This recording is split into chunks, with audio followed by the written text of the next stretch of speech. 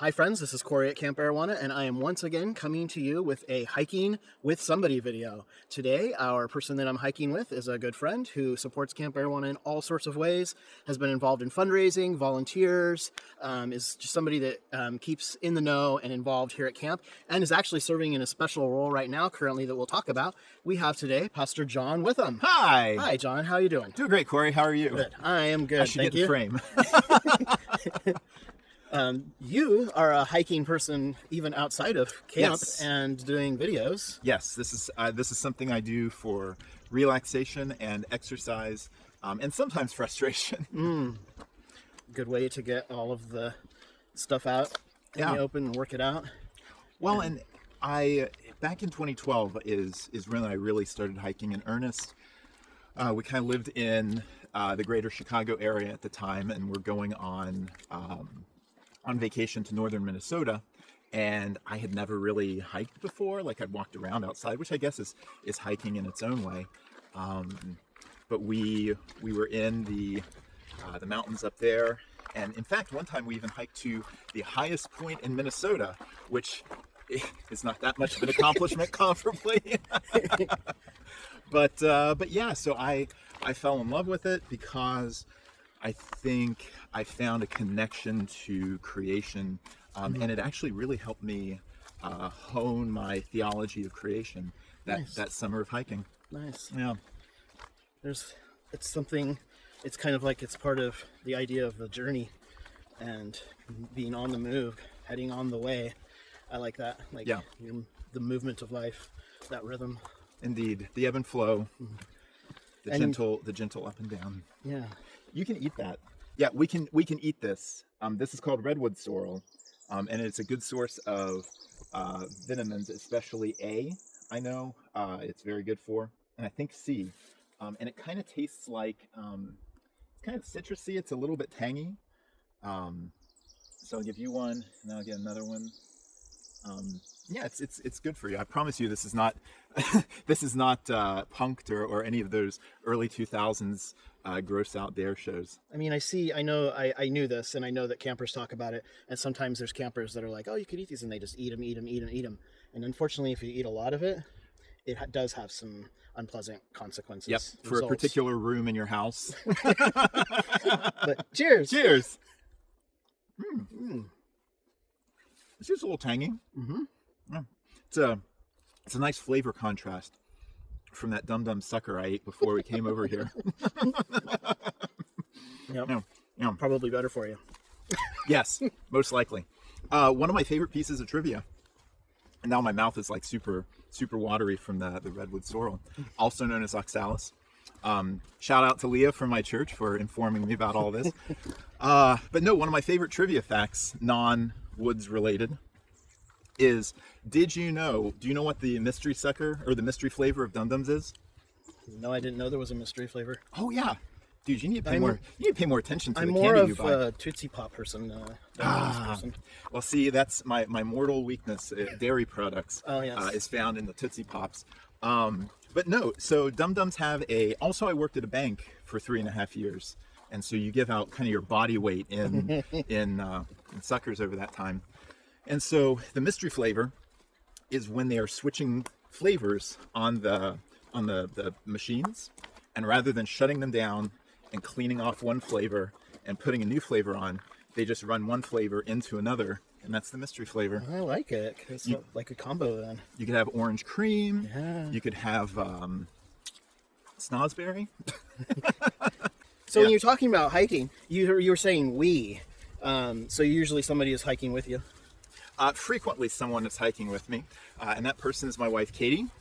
We've been married for, gotta nail this one, going on 7. We can edit. Yeah, we can. No, math is not my strong point. Despite the fact that I said I worked at a bank for 3.5 years. No, we have been married for almost 17 years now. It'll be 17 in June. She is a middle school teacher in Oregon City. And we have 2 dogs, Bacon and Lando, and 2 cats, Pom Pom and Ramsey. And of the 4 of them, which are your favorite of the animals? Bacon and Lando. And why is that? Because Bacon and Lando have never willingly inflicted bodily harm upon me. Oh, a bridge. A bridge. Like a bridge over... Whoa, and a low gravel spot. Oh. Watch out. The water is not troubled today. It's just...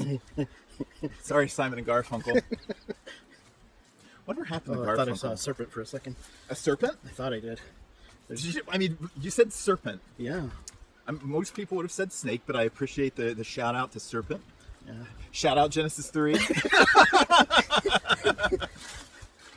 Oh man, now we got mud.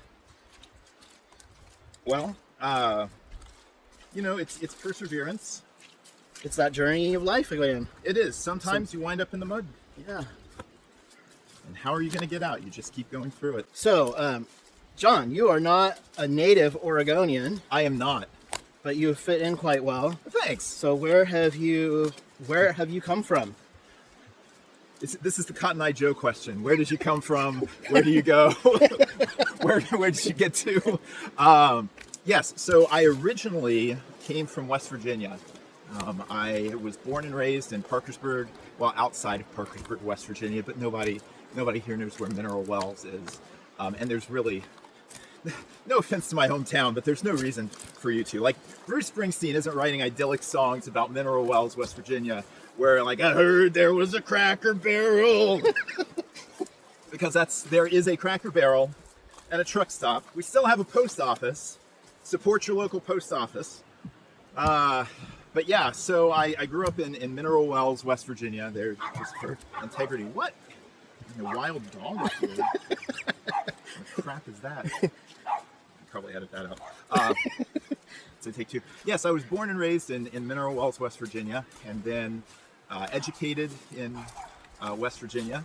I went to college at Marshall, but then after college, I ended up in suburban Chicago and was a youth pastor there. I started off, it was supposed to just be a very temporary thing, but then this weird thing that God does where God has bigger plans than we do, and God sees possibilities that we don't see. And so God knew there was a possibility for me to be there longer.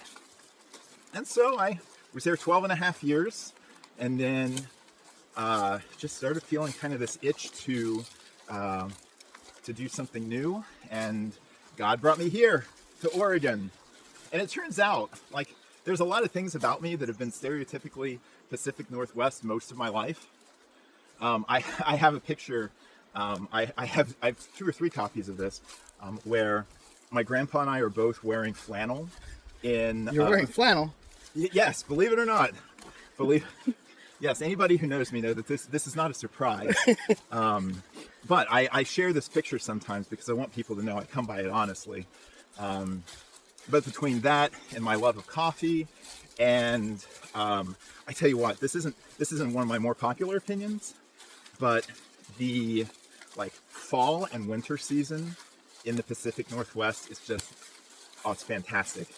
So you've shared with us lots of times about your history with camp ministry and camp life, John. Yeah. And that had some part in you coming to Oregon, right?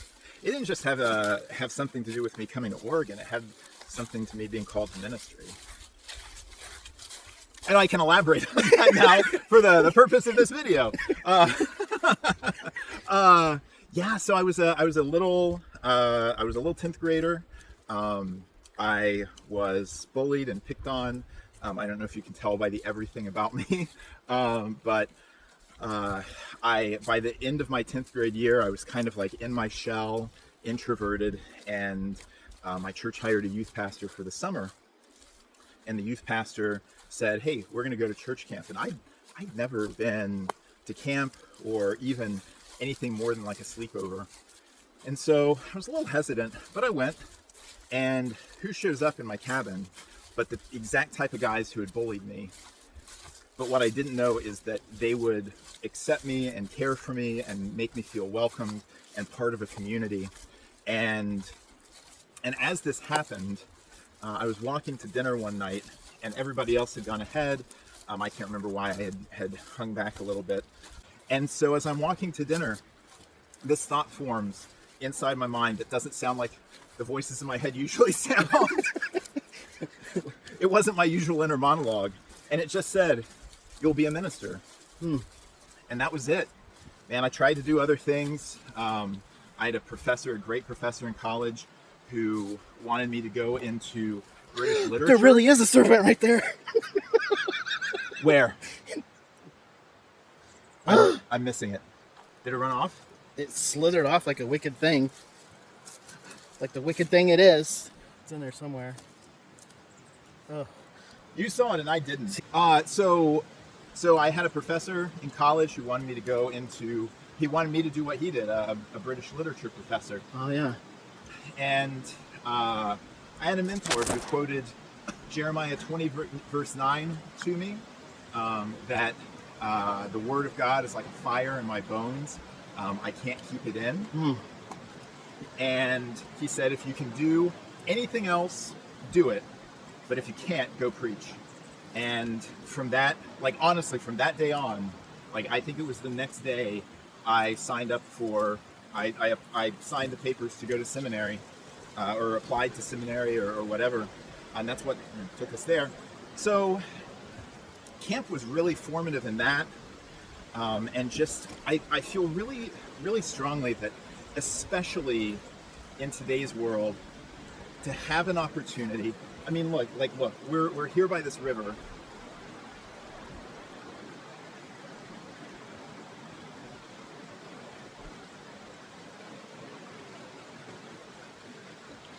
This is terrible for video, but I just want to give people just a little. And so you come here, and most kids are not going to take the time in their day-to-day life. I mean, it's Oregon. There's rivers all over the place. You can go stand by any one of them anytime you want to.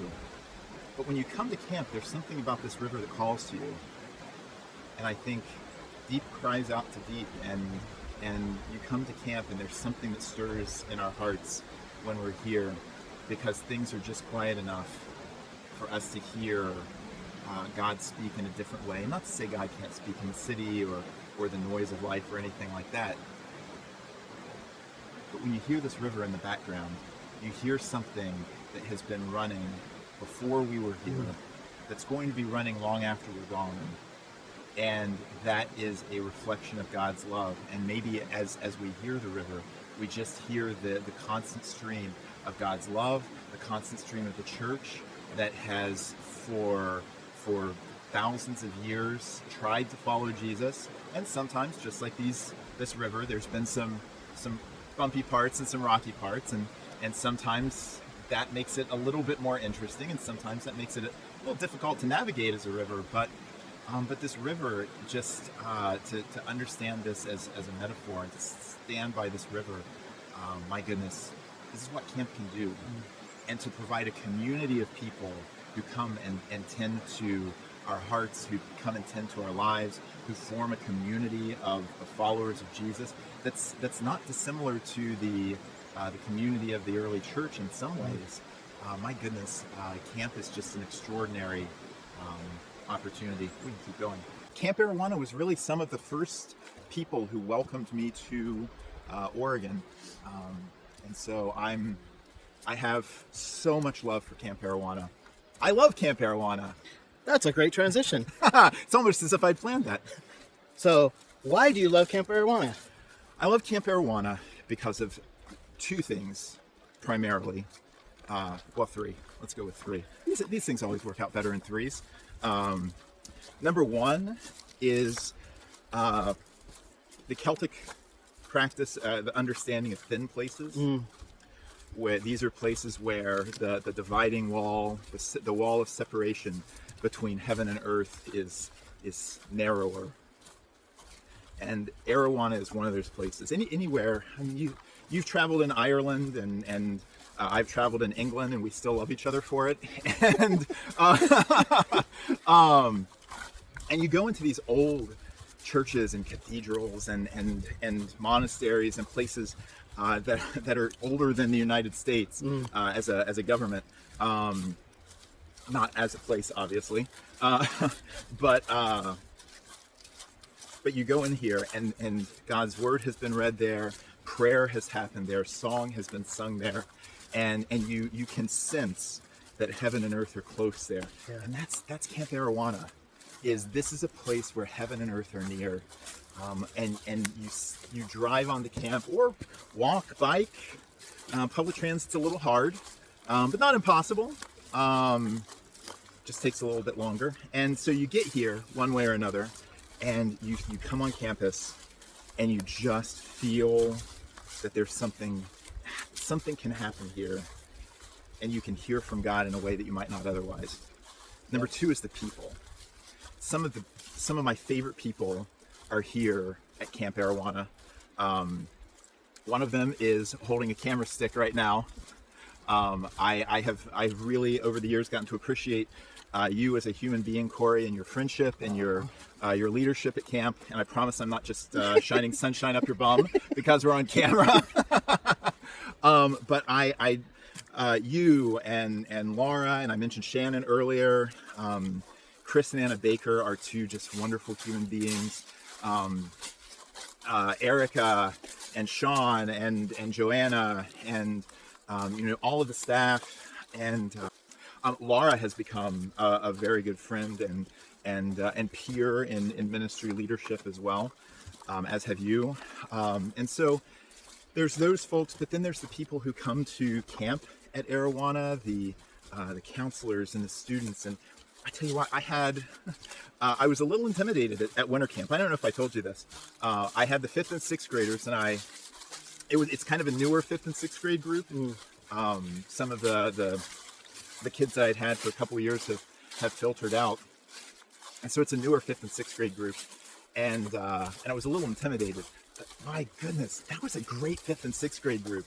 The counselors, the students, they are people who are curious at whatever stage they are in their walk with Jesus, or as Jesus walks with them.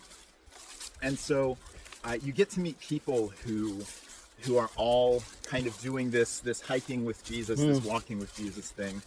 And then I think the third thing that is magnificent about camp is literally just the place. This is where Christ is present in all places. And as I said earlier, there's places where we can sense that more strongly. But I think just the fact that generations of people for 85 years have preserved this little section of Mount Hood National Forest for us to be able to love and worship God in, I think is so significant and so beautiful.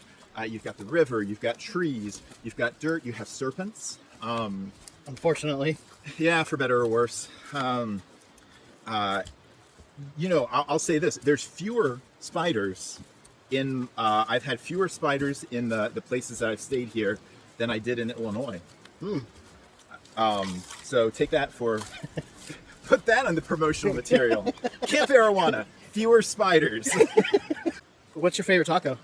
Oh, the carne asada taco at Super Torta in Oregon City is my current favorite taco. That's so specific. Yes, they get carne asada right.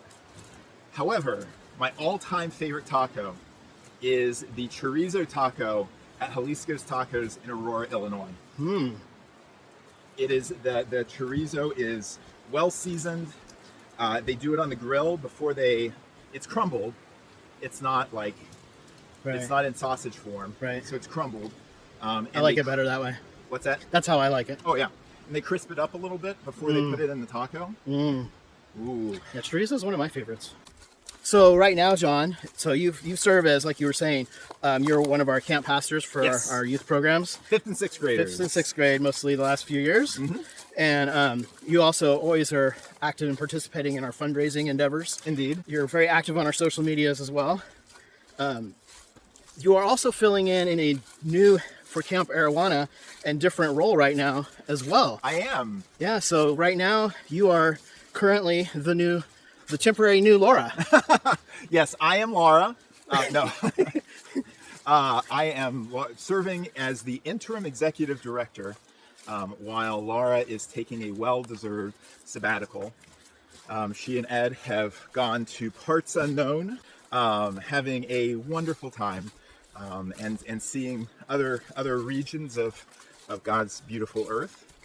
And so I was willing to step in and take some time on a temporary basis to help lead camp and make sure things continue to run smoothly. And well, so far so good, I think.